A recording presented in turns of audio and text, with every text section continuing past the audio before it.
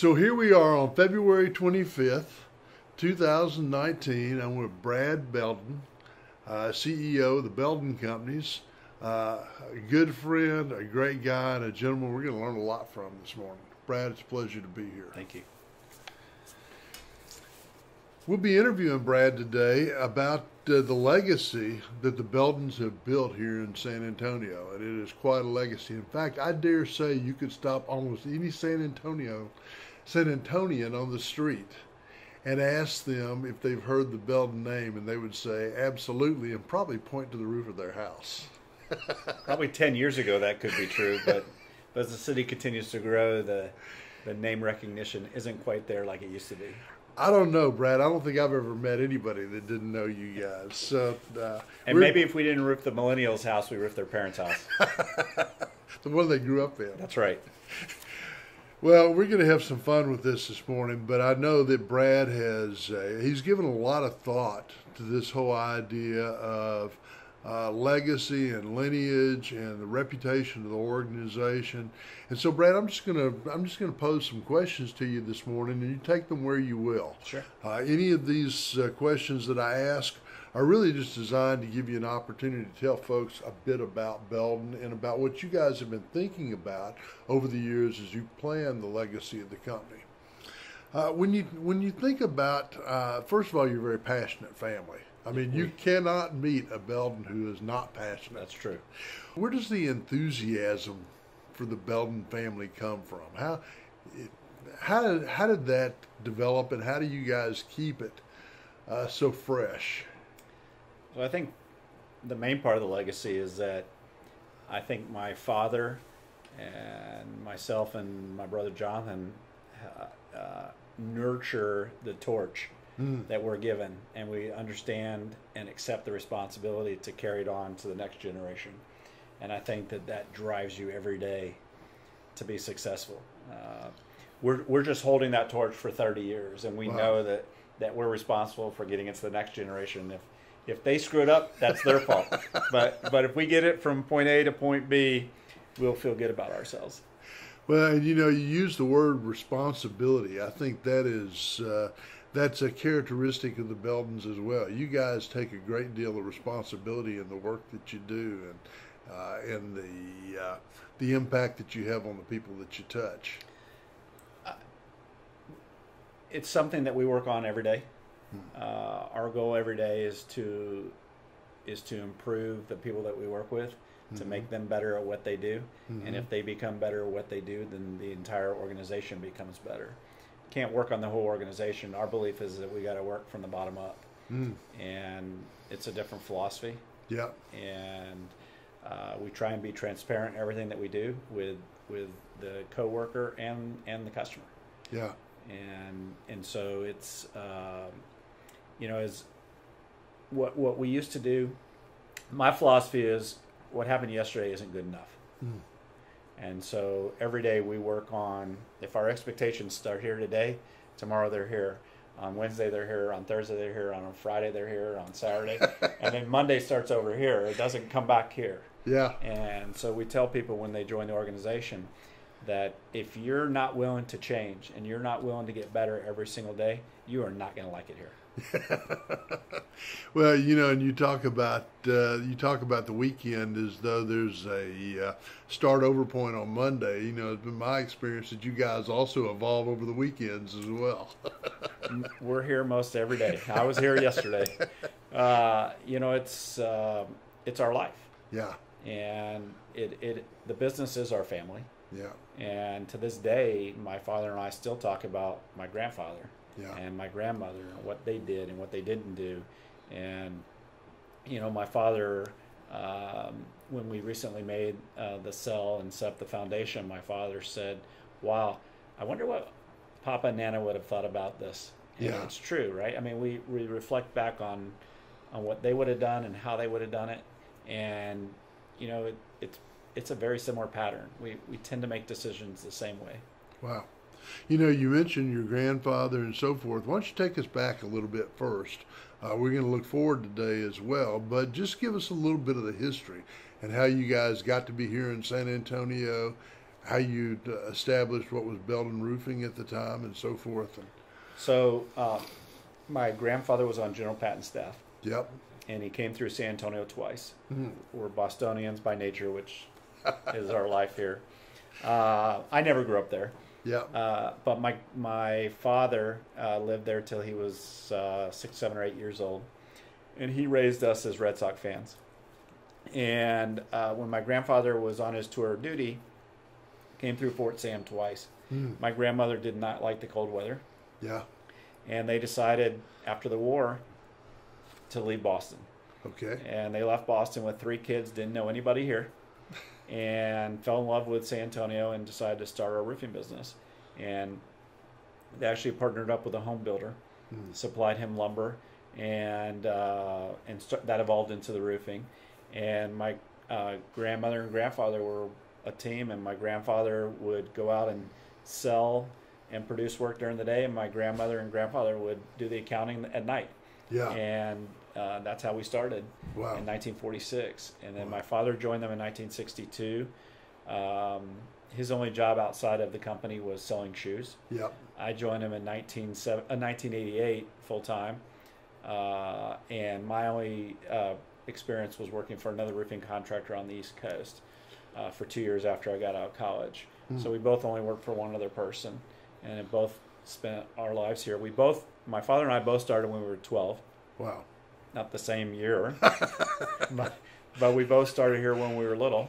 Yeah. And we've been in this facility since 1965, I believe. Our facility burned down in February 15th of 63. Wow. And then we moved and then ultimately built this facility. And we've been here ever since. And we continue to modernize. On the outside, it may look like a 1960s building, but the inside is far from that. It's very modern, and all the amenities and everything that you could think of in a new building exists in this building. Every time I come here, the building has changed.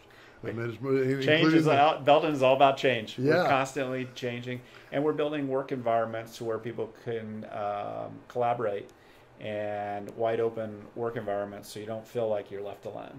Yeah. You know, you mentioned that your grandfather and grandmother worked well together. Seems that your father and mother are quite a team as well. They're quite a Can team. you speak to that a little bit? So my mom used to run purchasing, Okay. and she taught Tina, who now handles it. And she, their philosophy was, you should negotiate on every single line item on a purchase order. And Get that on tape. and Tina still does a really good job of that. And I had a vendor once come up to me and tell me, "Hey, can you tell your mom that we don't take coupons?" And so I got the message. One vendor once told us that we were one of their top 5 customers. And my dad said, "That's great." And the vendor told us, "Except that we make the least amount of money from you than anybody we do in the entire company." And my dad said, "Well, that's great too." You know, you're starting to get into a little bit of sort of the philosophy of doing business, but you guys do have a philosophy that has sort of maintained itself through the years. I know integrity has been a big part of that.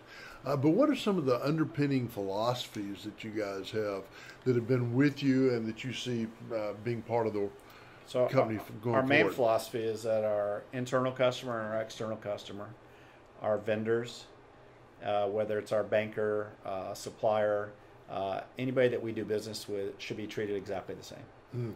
And so we're probably the only supplier that when the vendors come in and take us to lunch, we don't let them pay. Right? It's that to us, they're part of that ecosystem, and we value them as much as they value us. And so our philosophy is very different on that. Our belief is that that we treat you as well as we want to be treated. We don't hold people's checks. We don't send a check in the mail and not sign it. We understand that our partners, need our cash to operate their business. Yeah. And so our philosophy is that it's really one large partnership. Yeah. Inside of our ecosystem. Yeah.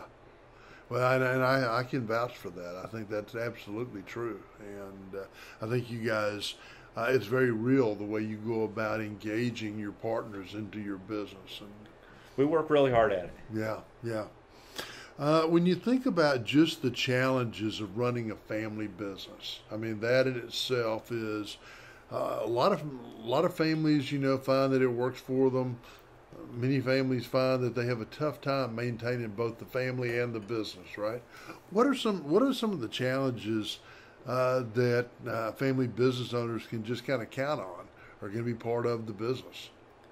Well, I think the number one issue with family businesses is family. Right? How do you separate work and your private life? And for 73 years, I don't think that we have figured that out yet. Because when my dad came home, we talked about work. When I come home, we talk about work. So I think that we probably get a big F on the scorecard there. But it is our family. We think that our coworkers, we spend more time with our coworkers than we do with our home family. Yeah. And so it's very difficult for us even to think outside that box and to think that we shouldn't take it home. We're 24/7 family. Half of our family is here, half of it resides in our home. And so I don't know that taking business home is a bad thing. I just know that it makes life a little bit more stressful. And we're always connected. Yeah. We're connected through our iPads. We're connected through our phones. Yeah. Used to be we were connected by our pagers. Yeah. We don't have pagers anymore. Yeah. But growing up in this business, it was a 24/7 business without cell phones. Yeah. My dad was always connected no matter where he was. And that's how we saw the business. And that's how Jonathan and I still approach the business. But see, I think you're hitting on something that is really critical, because a lot of organizations are not well connected. Sure, they have the technology, they have the cell phones, they have the iPads, but you guys are really connected as a family. I mean, and you said it, even before the technology fully supported it. You guys found were a way plugged in. Yeah, we always found a way. My dad would call in from the road. We knew how to find him. We're a resourceful organization. We can track people down. But what we found was that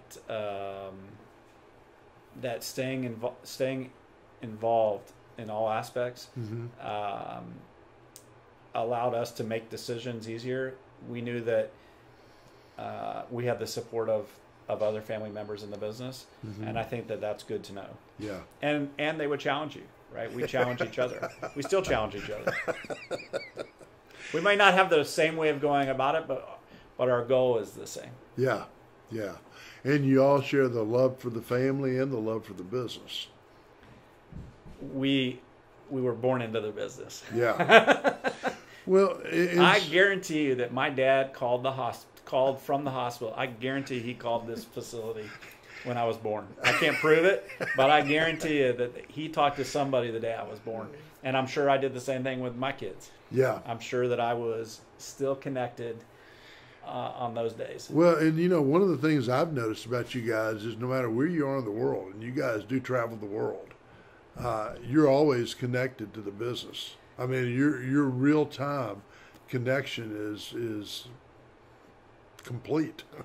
We work at it, and we have customers who respond. I mean, they respond on Yelp, they respond on Google, that they're just shocked at how quickly we respond to them. Yeah. We work really hard at exceeding expectations. I think a lot of businesses, as do we try to be Amazon, right? We try, and when you click that button and when you order something on Amazon, you're like this, waiting for that email to come back, and you're like, it's been 6 seconds. Well, what's going on, right? Amazon taught everybody, and I actually think Amazon's good for business, to work really hard to exceed expectations and to deliver a response instantaneously. Yeah. And we've taken that into our business. Yeah. And we're trying to find ways that we can be, quote, the Amazon feeling.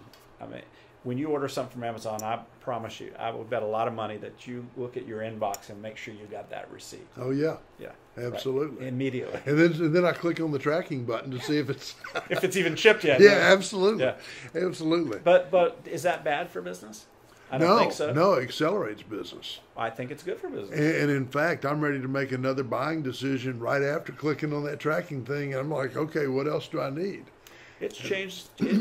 They've even changed the way we do business. We probably receive 5 to 10 boxes a day with Prime membership. If you think about it, it's cheaper, less expensive than sending a coworker to Office Depot, then to H-E-B and wherever they need it, Costco, Sam's, wherever they need to go.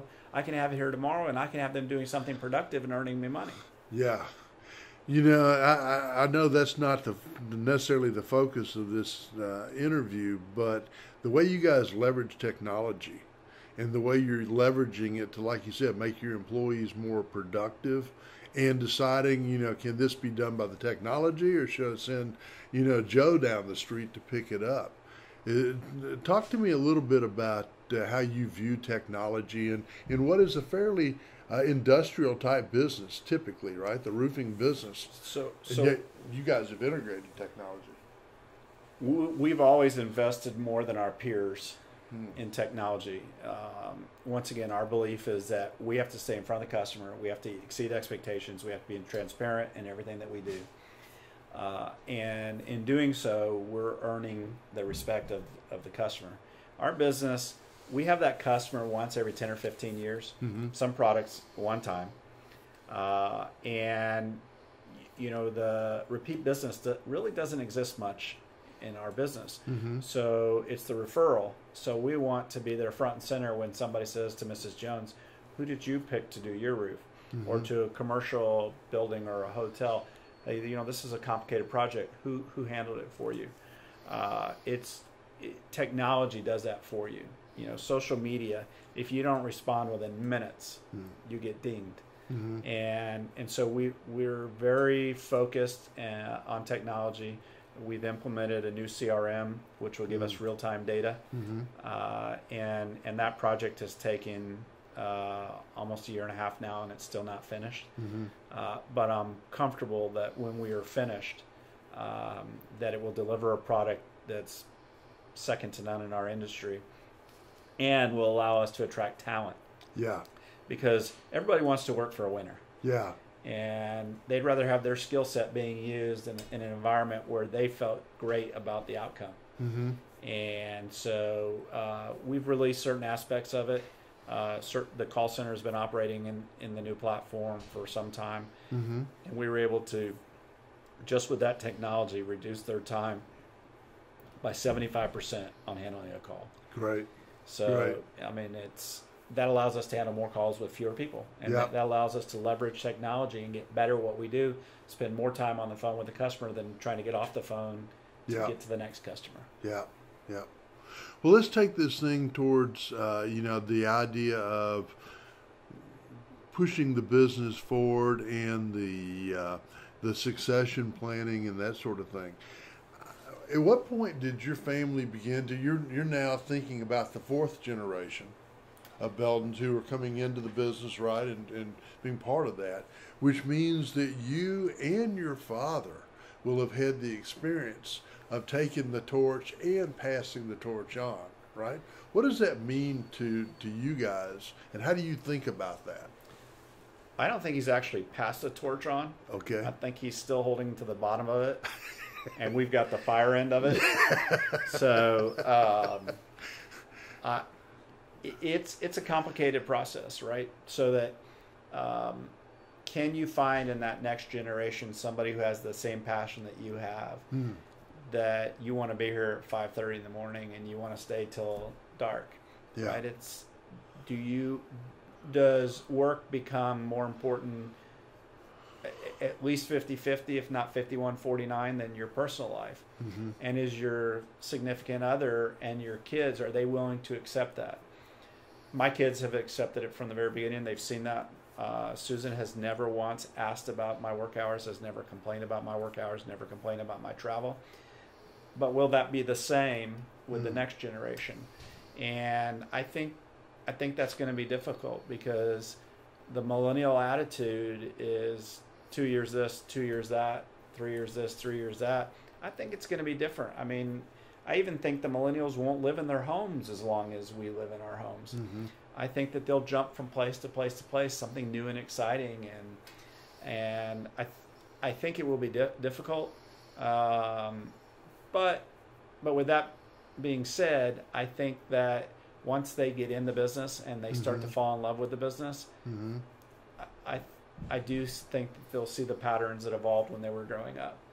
And I'm excited to work with my kids and my first cousin's son-in-law, who I've become very close to, is also fourth generation, and he's moving up in the company. He's doing a great job. Wow.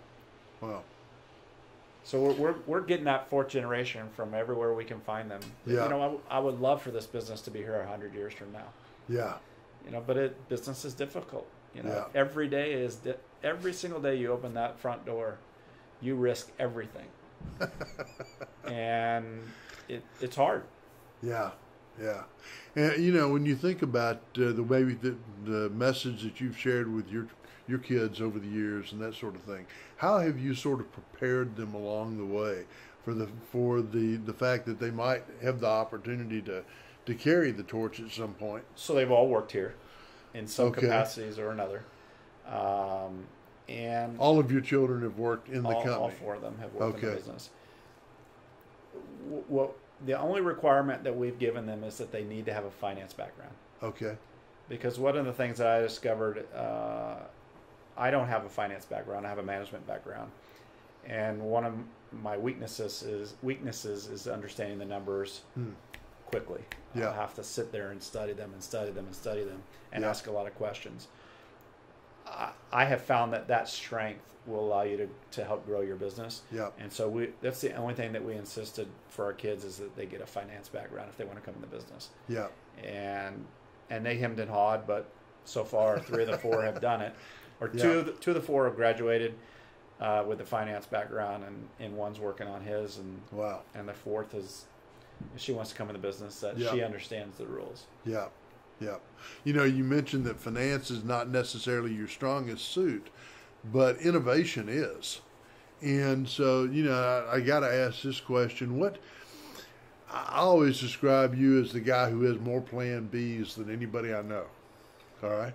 Which is probably true. Huh? It's probably true. Oh, man. I mean, you can barely have discovered that plan A is not quite where you want it to be, and you've already got plan B, C, and D thought out. How is it that you connect the dots that quickly? And I know some of it comes naturally, but what are some of the things that you constantly do to sort of be able to do that? That's a really good question.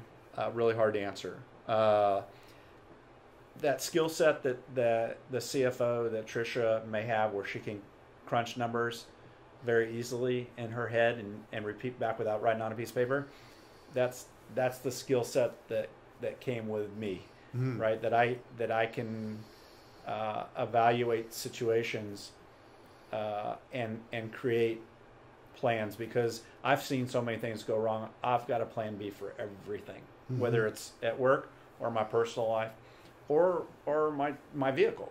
Yeah. Right? I've got a plan B. You know, it's funny. My wife just laughs. If I go out of town, I take 2 sets of keys. Plan B. Right? If I lose a set of keys, what am I going to do? Yeah. I take 2 sets of keys, and it drives her nuts. She's like, if you lose one set, you're going to lose the second set. I said, the likelihood that I'll lose both sets is pretty slim if you're carrying the second set. I said, but do you want to be stranded in Dallas and not be able to get home? Yeah. So, I mean, I take plan B all the way down. Yeah. As far as I can get it down. And my team knows that. Yeah. Because when they come in, I ask them, what if this doesn't work? What are our options? Yeah. And so I try and teach that skill set on a daily basis, because construction, you can have 2 buildings side by side, 2 crews, building is exactly the same size, they will not go exactly the same. Wow. The wind, you can have a piece of rotted decking. You just don't know. You don't know what's going to happen. Yeah.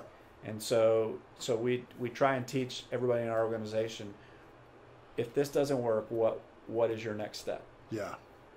Well, I will tell you, you are one of the most nimble leaders I have ever seen in my life in a lot of different You have technologies. to be able to move. Yeah, and you do that. When you think about the future of the company and the future of the family. Let me give you a good example of that last one. Okay. So when we found out that my dad had cancer, the bladder cancer, we still took the trip to Hawaii, and we were sitting at breakfast, and my dad got a text from American that they canceled his flight. Well, his procedure was 2 days later, and my dad's like, and he's arguing with American on the phone, and I had my laptop with me at breakfast. Yeah. Right, connected. Yep. And while he's arguing with American on the phone, I booked him on another flight to get home on a refundable fare. And so when he was done, he puts down his phone. He says to my mom, "How am I going to get home for that trip?" He said flight number. And I turned my laptop around and I said, "You're already booked." Right? Plan B. Yeah. And he did. Yeah. That's the flight they took to get home was Plan B. Yeah. Well, American couldn't come up with an alternative solution to his problem, knowing that he had to have surgery the next 2 days later. Yeah. I mean, he was leaving the next morning, so he didn't really have a date gap. I mean, and so Plan B, had the laptop. You just never know, right? I didn't take the laptop to breakfast because I knew that American was going to call him. I just had the tools available to me, which are the tools that we give everybody. We give them iPads. We give them servers, cloud-based programs, stuff to do their jobs. In the event something goes wrong, they have another tool. Yeah. Yeah, and I've had the pleasure of watching you and your father work side by side in a room where he was discussing something and you were meanwhile putting Plan B into place in the event that it wasn't needed. Sometimes it was needed, sometimes it wasn't, but you guys work very seamlessly together. I mean, you really do. We take battery chargers with us. I mean, we think all the way down to the very end what can go wrong. Yeah. I'll tell you, one of the most, there have been a lot of impressive things I've noticed along the way, but one of the more impressive things, one was the day that the hurricane was hitting, I'm trying to remember which hurricane it was. It came up through Houston. Katrina? Katrina. And you guys had the sort of the war room gathered, and you had people all around the table, and, it was, it was it looked like a military operation. There's a lot of planning that goes into doing hurricane work. Yeah. Yes, you want to put people's lives back together, but you can't put people's lives back together by endangering somebody else. And so you have to think out that whole process. Where can it flood? How do you get in? What's the safest roads? We have to map all that out. And where will they sleep? Is it safe to go? Is it not safe to go? Are there structural issues? What was the wind speed? What can we expect when we get there? And so even on hurricanes, we will send in 2 or 3 people to evaluate the situation before we will send a bunch of people because we don't want somebody to get hurt. But Katrina, we went in and we left because it wasn't safe, and then we came back 3 or 4 days later after martial law and everything else. It took a while for just the police. Because their homes, their families, everything was destroyed in New Orleans. It was bad. Yeah.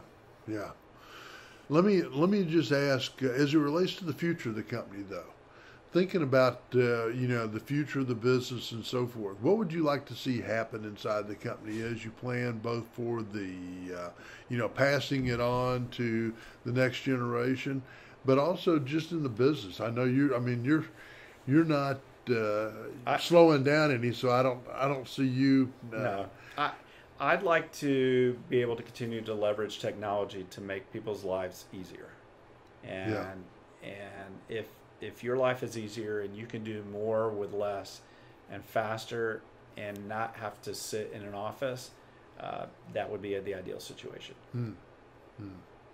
In terms of structuring the business, What sort of plans do you have to put in place for a business owner out there who's maybe never thought about it? I mean, maybe he or she has wanted to pass it on to the next generation. What are some of the things they should be thinking about well in advance of the time when they'll actually have to, pass it on? I think, and the same thing my dad did that I've done is he built a successful team around him. Mm. In the event that he got hit by a bus or I got hit by a bus, Mm-hmm. the business would function. Mm. Neither one of us had a day-to-day task that had to be completed. Mm. And so in doing so, it allowed us to work on the business Mm-hmm. instead of in the business. Yeah. But you can only do that when you put together a good, solid team. Yeah. And you can count on them. Yeah. And once you've gotten to that point and you can start working on the business, it changes everything. Wow. And allows you to grow. Yeah. Right? Instead of you making every single decision. Yeah.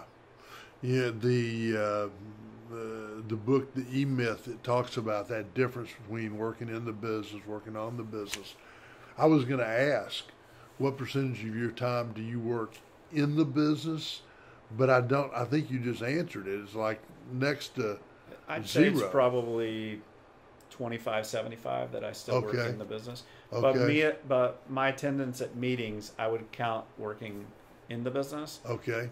But I'm not involved in the day-to-day operations anymore. Yeah.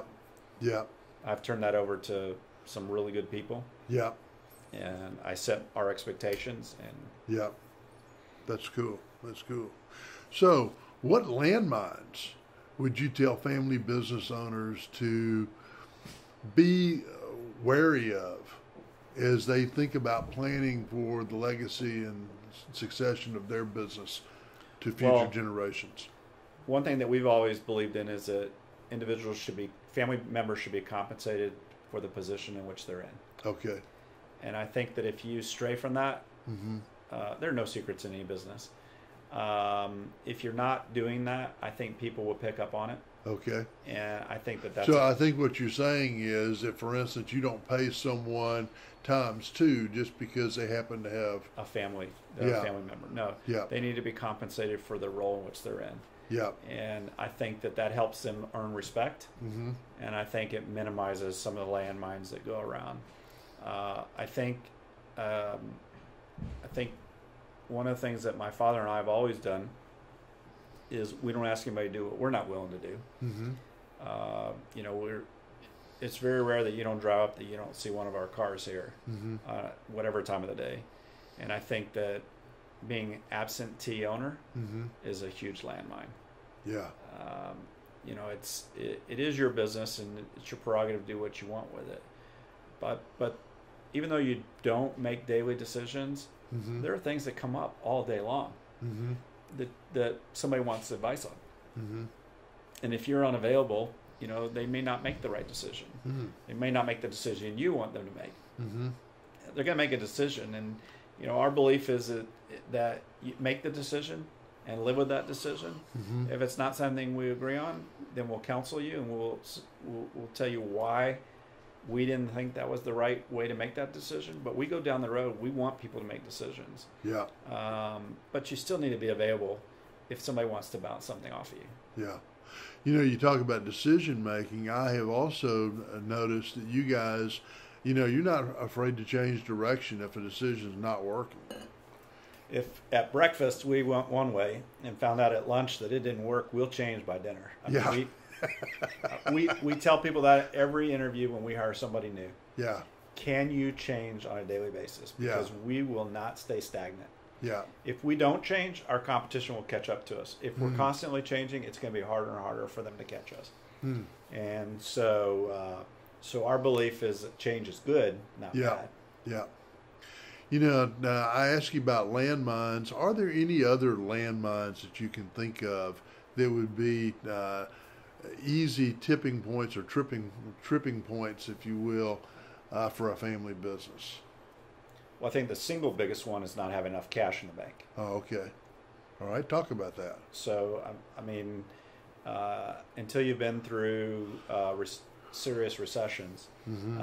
And not sure how you're going to make payroll, Yeah. Money in the bank is the single greatest asset you could ever have, liquidity.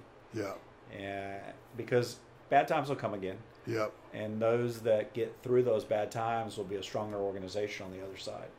But if you don't have liquidity and the bad times hit, you may not make it to the other side. Talk a minute about partnerships with lenders too, the banks. What sort of recommendations would you make for family business owners in terms of their relationship with their primary bank? So we've only had 3 or 4 banking relationships over the years. We've tried really hard. So one piece of advice is don't be changing banks. Don't be changing banks, right? Yeah. So we were with one bank for a number of years. My grandfather met Colonel Cheever in the war, and we were there for probably 50 years. Okay. And but we left there during the 80s with the RTC because my grandfather was on the board there, and then we were with another bank for a very long time. And we just changed relationships 2 or 3 years ago. And, as just like any other business, things evolve. Even the bank changes. And we wanted to associate with a bank that understood the ebb and flows of the construction industry, which isn't a normal business, and understand how cash flow works in that sort of business. And I think it's important that you work with a banker that understands your business cycles, because if they don't understand your business cycles, you could get into some very difficult times with your bank. When you think about the single biggest thing that you've done to sort of pave the way for the future here at Beldon, what would you? I know you've done a lot. I mean, you renovated every department. I mean, not only in their mindset, but also in their approach to their work and also their physical facility around them. So, I mean, you made a lot of different decisions over a substantial period of time. But what's the one thing that you point to that, that was a real major turning point for us? Well, there would be 2, both technology related. When we moved into a paperless repository system, there was a lot of pushback. A lot of pushback. When you reflect back on it today, I mean, we probably went 18 months of people really unhappy about it. Wow. When you look at it today and they understand how quickly it is to find the data 15 years later, I think that was a evolutionary change for our business. Okay. And I think over the last 18 months, the push to the new CRM to fully integrate 4 CRMs that we've worked with for years. Yeah. And depending on what department you were in, depending on what CRM system you had to bring up, I think that the evolution 2 years, 3 years, 5 years from now, I think that the team will say, I'm glad he pushed really hard, and I'm glad he wouldn't take no for an answer. Yeah. Because I understand where we need to be. Yeah. I think I understand where we need to be 36 months from now. And I saw that as a 5-year window. Yeah.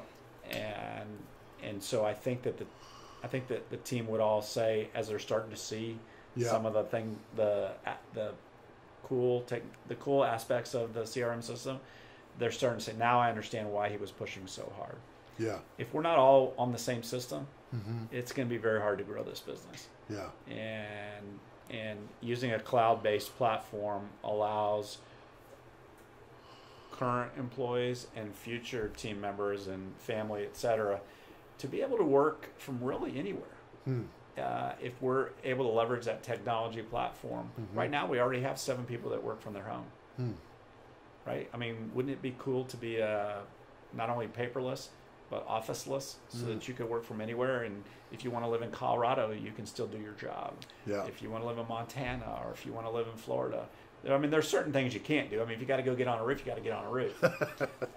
So sales, I don't think that ever changes. But could the sales rep work out of their home? Sure.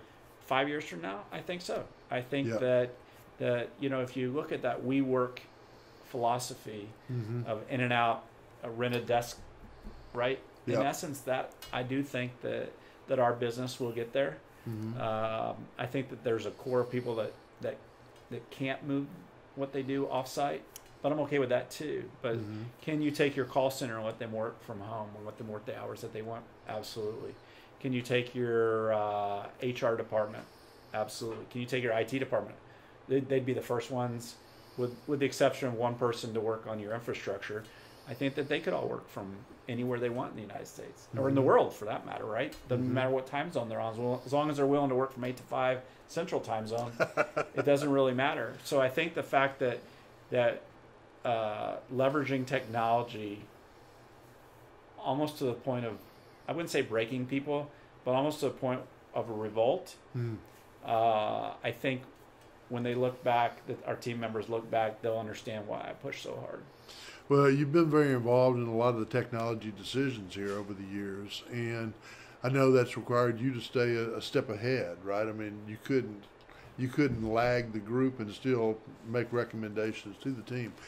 What advice would you give to company business owners who are starting to acquire a more sophisticated technology group? And how do you stay ahead? How do you stay aware? How do you stay I think that out front?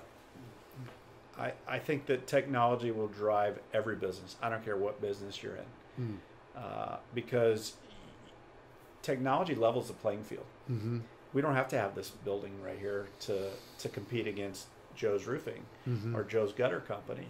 They can take the same pay-per-click ads out on Google. They can take the same ad out in the newspaper. That technology completely levels the playing field. The use of technology with a CRM system that will allow you to touch the customer in ways that Joe's Roofing or Joe's Gutter system isn't doing will be a differentiator. Will be the Amazon type philosophy, right? So when as soon as Amazon, you're waiting there when Amazon, you order it and you're like, okay, when's it coming? Come on. And it came. And then the next day you're tracking it. Right? And then you get an email that it's been delivered. And then as soon as you get that email, you go to the front desk, hey, where's my package? Right? So we're trying to use technology to leverage that same feeling of excitement that the customer gets for a box, right? With a smile on the side. We're trying to do that in a very difficult environment of construction where the customer doesn't expect it. And it's hard to do. Yeah. But we're going to get there. Yeah. Yeah. And if people don't want to be on the team to get there, we'll find the people that do. Yeah. Yeah. We have no problem going to somebody and saying, look, clearly this isn't a good fit because you don't understand where we're trying to get. Yeah. And that's okay. That doesn't make them a bad person. Yeah. It just means that they're not a fit for where we want to take this organization. Yeah. Well, and since you went there, and this question's also not on my page, but I gotta ask.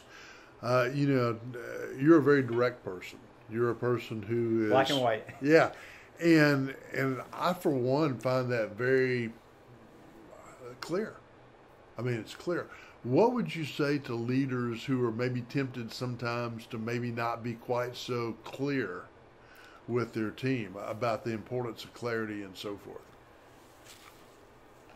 There's all different forms of leadership, but I have found that transparency, whether it's internal or external, right, is the only way to grow your business. It's the only way to get, in my opinion, the buy-in to where when I'm not here,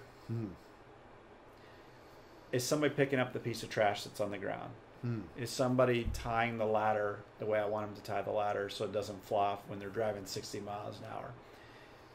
If they know how I feel about it, and I don't treat anybody differently, whether it was my child or somebody's been here 20 years, if you break the rules, right, we have a system in place to correct that. If you can't correct it, it doesn't matter how long you've been here. Our belief is that we settle up every Friday, right? We pay you for your services, and that we got the week before. Tenure to us is that you kept driving the bus or the boat or whatever vehicle you were using in the direction that we wanted you to drive it in. right? And after 25 years, if you decide that's not as important to you, then it's time for you to leave. Because that next customer doesn't have 25 years experience with us. They're expecting you to be the best. Yeah. And they're expecting that Amazon type, wow. And if you can't deliver that, we're going to find somebody who can. Yeah. And we don't apologize for that.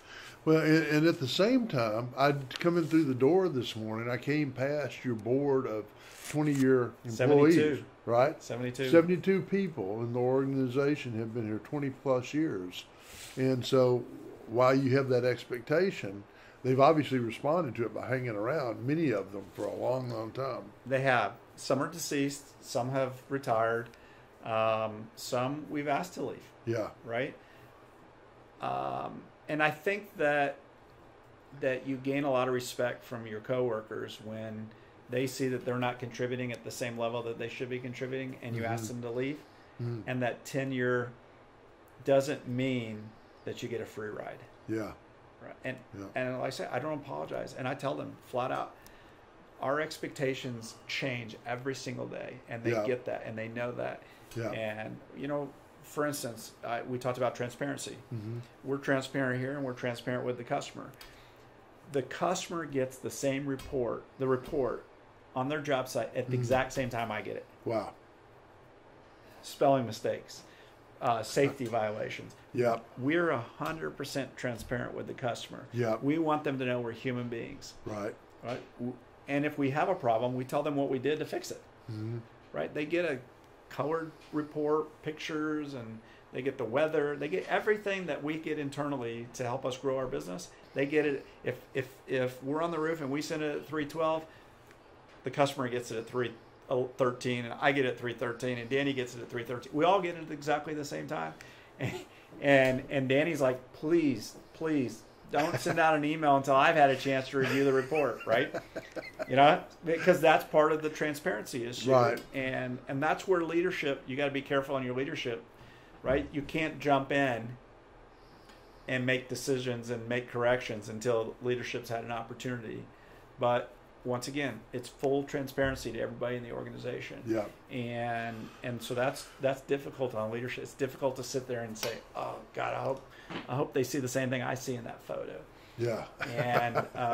And usually they do, right? Yeah. And if they don't, then that's the opportunity to jump in and walk them through what's wrong with the picture, what's wrong with that process. You reminded me of a time we were driving down the street, and we drove past one of your large customers down the street, and you saw a crew that was working there, and they hadn't taken the proper safety precautions. You remember that day? They weren't tied off properly, and so forth. And we made a very quick phone call. Yeah, a very quick phone call is very much appreciated, right? And we came back by there later. The crew was gone. Well, it's, our belief is it's a two-way bus ticket every single day. You get we take you to work, and we bring you back. Or you can meet us at the job site, but in essence, it's a two-way ticket. If we fail at getting you back home, that lives with us forever. Yeah. And so it's my responsibility as the leader to ensure that nobody is taking shortcuts on safety anywhere. Yeah. It doesn't matter where you are in the organization. Anybody can get hurt. Yeah. Right? What are your fire exits? What do you do with an active shooter? What do you do with a key fob system, to keep people from walking in the building that shouldn't be there? Those are the sort of things a leader needs to pay attention to. Yeah. Because other people are working on running your business. Yeah. They don't have time to think about those other issues. Yeah. So that's thinking on the business instead of in the business. Yeah. Well, Brad, I've asked you a lot of questions this morning, and you've been very kind to respond to every one of them, the ones that were on the page and the ones that weren't. But what have I forgotten to ask today? Is there anything that I have forgotten to ask you about today that you think is important for people to know who are thinking about their business in the longer term? They're thinking about where it might be a generation or two away. So I guess one of the key things that I think a leader needs to understand is to care about people. You don't know what's going on in their life. and you don't know that they weren't up all night long with a sick child, sick spouse, sick mother. You don't know if they spent the weekend in the hospital. You don't know. So I think one of the key components of leadership is caring under any situation. An employee may have made, or a team member may have made the worst decision ever. But before you jump and scream and holler, try and get as much of the facts as you possibly can as to why they would have made that decision. Before you put them in the penalty box. In essence. I mean, one of the things that I struggle with is grudges or holding something against somebody that. My belief is integrity.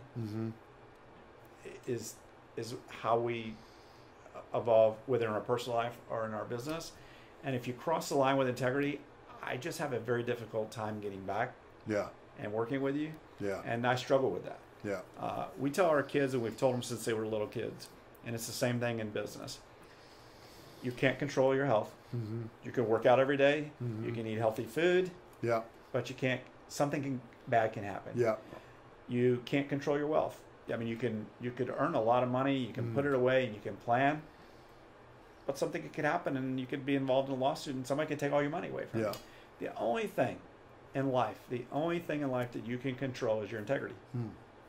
And so that if you think about that in everything that you do, and you're always doing the right thing, whether or not you benefit from doing the right thing, if you do that, you'll be an effective leader. Thank you for your time today, Brad. I think it's been an excellent interview, and you taught us all a lot. Really appreciate you taking time to do